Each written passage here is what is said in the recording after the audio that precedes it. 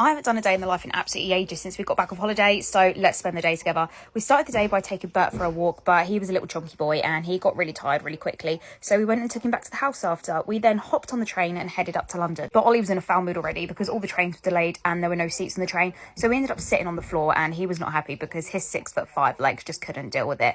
And then I kind of started looking at my skin because has anyone else noticed that once they come back off holiday their skin gets really, really bad? Ollie had to take some work phone calls and then we headed down onto the tube and it was hot. It was sweating. My titty crack was fucking dripping with sweat. And then we realised that we might have got on the wrong tube, but it was fine because we went shopping because Ollie and I are going to a wedding reception on Sunday. One of my clients invited me to a wedding reception. It was just the most amazing thing ever. So I couldn't really find anything in the shops, so then we headed to Spitalfields Market. And I can't lie, I thought it was going to be really hippie going here, but it was actually all right.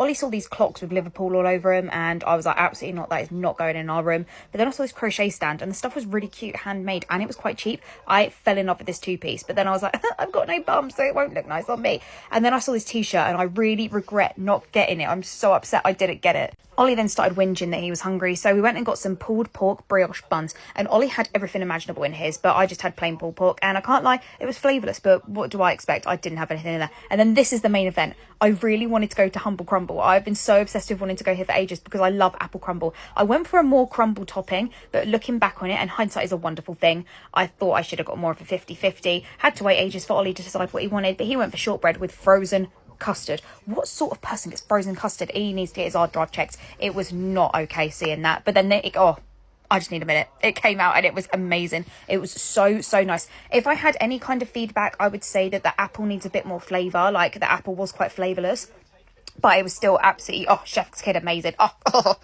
After that, we went and got some smoothies because Ollie was still whinging that he was really hungry. And I don't know how much I have to feed this boy. He is like a horse. He has worms or something.